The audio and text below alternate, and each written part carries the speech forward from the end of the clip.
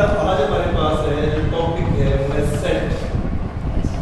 Set का word आपने पहले से भी सुना हुआ होगा, ठीक है, लेकिन ये सेट उससे थोड़ा सा मुख्तलिफ है। जैसे फॉर एग्जांपल आपने पहले सुना होगा गिलास का सेट, ठीक है ना, चाय कप का सेट, बर्तनों का सेट या बुक का सेट।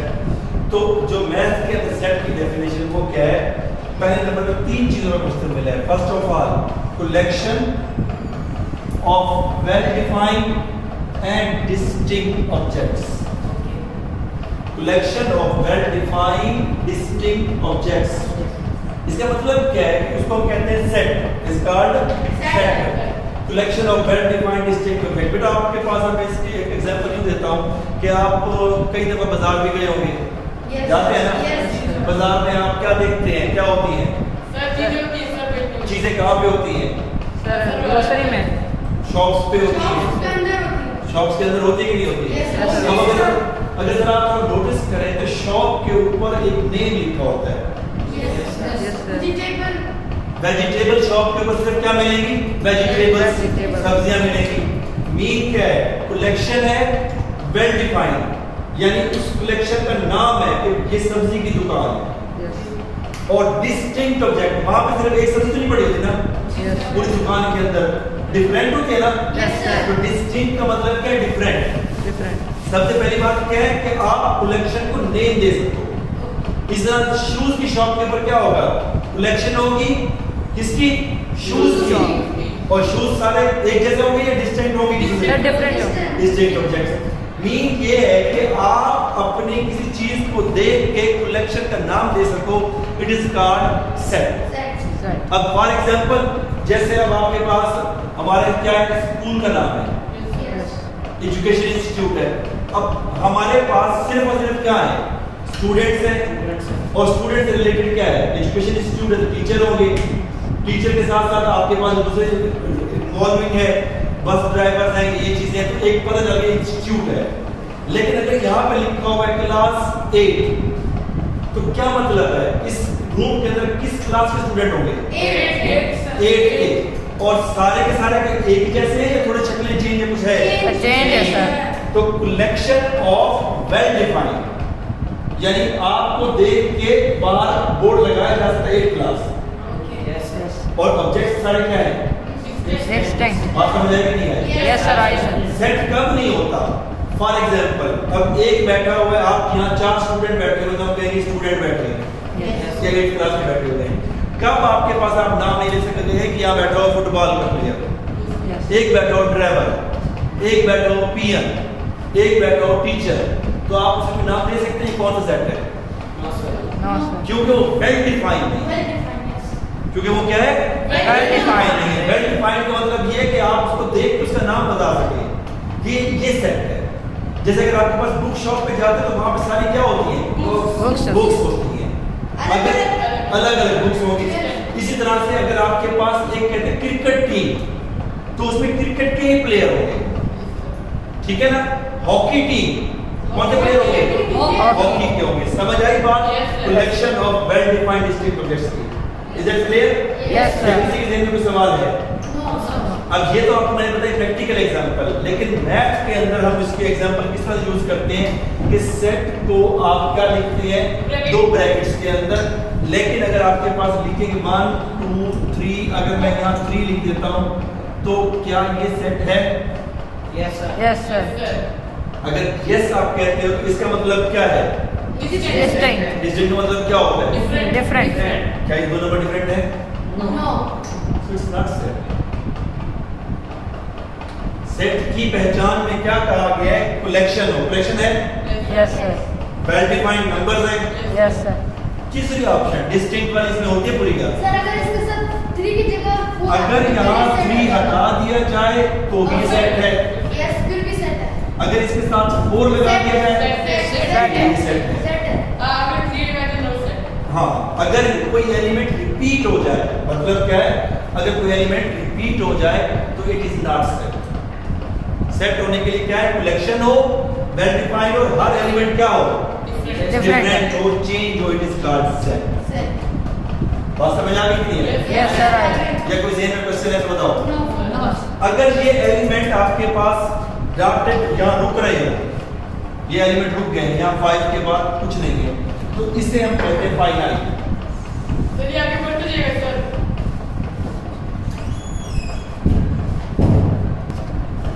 अगर बेटा आपके पास इसके एलिमेंट काउंटेबल हो, रुक जाए, it is called finite. Finite इसे क्या कहेंगे? Finite set Finite. कहेंगे। थोड़ा थोड़ा डेफिनेशन साथ में मुझे बताना चल रहा है, उसे हम कहते हैं फाइनाइट सेट। अगर ये एलिमेंट आपके पास ना रुके, 1 2 3 4 अब तो सो चलते जाए, इनफाइनाइट सेट। इसे हम कहते हैं Infinite set. इनफाइनाइट अच्छा, इनफाइनाइट सेट में से कहते हैं, इनफाइनाइट सेट की मिसाल तो दो। फाइनाइट सेट में चलो मैं देता हूँ, ये क्लास 8 के स्टूडेंट बैठे हुए, काउंटेबल है, 10 बैठे, 12 बैठे, फाइनाइट सेट है। इनफाइनाइट सेट के एग्जांपल जो गिन जो गिन नहीं सकते, बिल्कुल आपकी बात सही है। कौन सी ऐसी चीज है जिसको आप गिन नहीं सकते? नंबर आपके पास कोई ऐसी चीज है? पानी सर। आपके पास पानी है? नहीं पानी की क्या चीज? बात सर बात वाह, हेयर्स ऑफ योर बॉडी, क्या आपकी बॉडी पे कितने हेयर है, काउंट कर सकते हैं क्या? No No, sir. कोई और एग्जांपल? सर मूंछ वो तो हेयर्स हो गए ना, वो तो बाल आ गए ना, वो तो बाल आ गए। और सर दांत। गिन सकते हैं 32 होते हैं बेटा, पता नहीं है क्या? 32 होते हैं। इसके अलावा कोई अपने एक जो तुम्हारे पास है सुने, मैं आपको एग्जांपल देता हूँ। फॉर एग्जांपल लिसन, जितने भी इस कायनात के अंदर दरख्त हैं, क्या उनके पत्तों को काउंट कर सकते हैं? No No, sir. Infinite set. आसमान पे कितने सितारे हैं, यस सर काउंट कर सकते हैं? No, sir. जो जमीन है, जमीन पार्टिकल से बनी है ना, Yes, sir. जमीन पे जो ज़रात है, काउंटेबल है? No, sir. ये सारे कौन से सेट हैं? Infinite set. समझ आई बात? Yes, sir. क्लास 8 के स्टूडेंट फाइनाइट है कि इनफाइनाइट? फाइनाइट। क्लास 9 के, फाइनाइट। Finite. स्कूल के, Infinite. इनफिनिट। आपको स्कूल की टोटल स्ट्रेंथ मालूम है कि नहीं है? या मालूम हो सकती कि नहीं हो सकती? हो सकती है, sir. इनफाइनाइट है। Population of UAE No, infinite. Infinite कैसे? पॉपुलेशन ऑफ यूएई को पता नहीं होगा, आप गूगल पे जाके लिख के देखो पॉपुलेशन ऑफ यूएई, तो आपको बताएंगे कि नहीं बताएंगे? तो फिर काउंटेबल है ना। इसी तरह पॉपुलेशन ऑफ पाकिस्तान, Countable. वो भी काउंटेबल है, फाइनाइट है, लेकिन 22 करोड़ है। जिसको काउंट कर सकते हो तो फाइनाइट, जिसको काउंट कर ही नहीं सकते वो Infinite. समझ आई बात कि नहीं है? Yes, sir. अब समझ आ गया. चलिए, ये तो हो गया सेट और सेट की डेफिनेशन, फाइनाइट और आपके पास इनफाइनाइट का पता चल गया। अब आपके पास इसके जो ऑपरेशन है, यूनियन और इंटरसेक्शन, वो आपको बताता हूँ। अब बेटा आपके पास सेट की ऑपरेशन है कुछ, वो आपके पास बता रहा हूँ कि वो क्या होते हैं।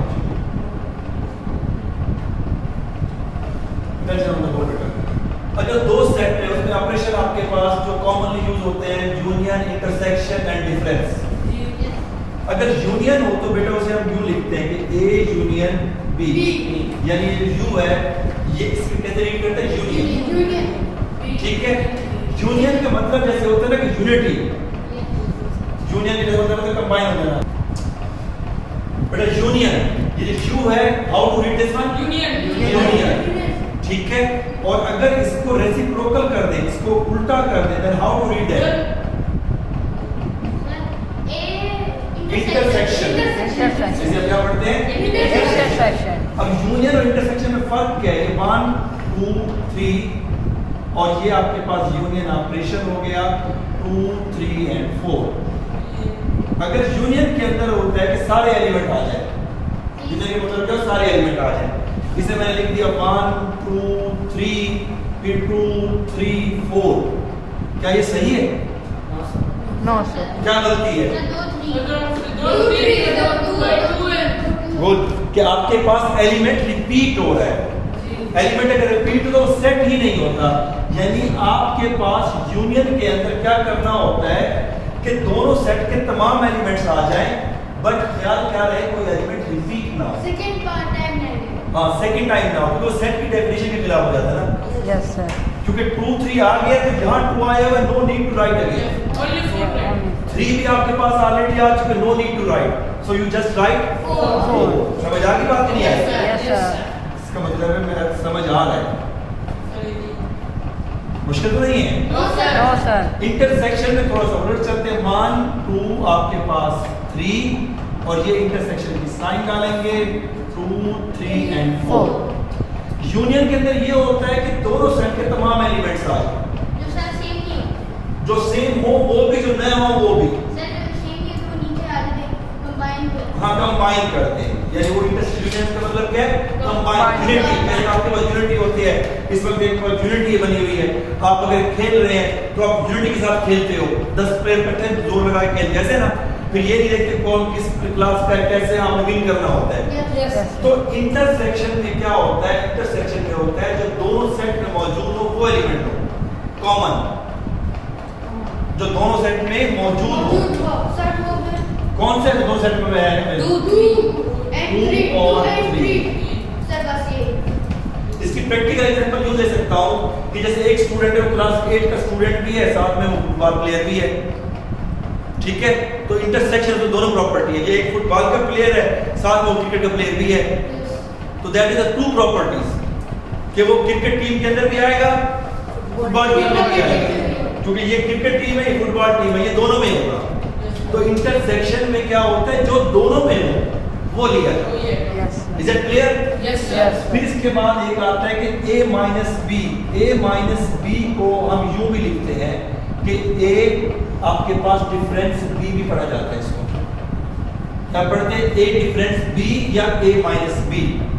अब इसको सॉल्व कैसे करते हैं? अगर a डिफरेंस b है तो पहले सेट लिखेंगे a 1 2 3, डिफरेंस की साइन।